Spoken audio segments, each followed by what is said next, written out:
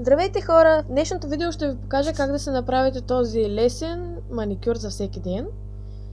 И нека да започваме. Като за начало съм сложила основа син лак. Ще използвам за рисунката ето този цвят. Започвам като нанасям от него върху твърда повърхност една точка, от която с тази тънка четка ще нарисувам рисунка върху моят нокът. Започваме с една тънка линия, извита първо нагоре, после надолу.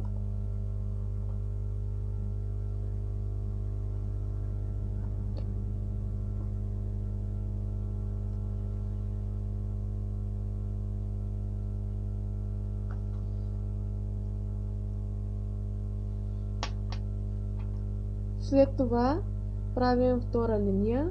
Те изглеждат леко вълнообразни, като водопадче. След това правим точки, малки, няколко пред първата линейка. И това е маникюр за всеки ден.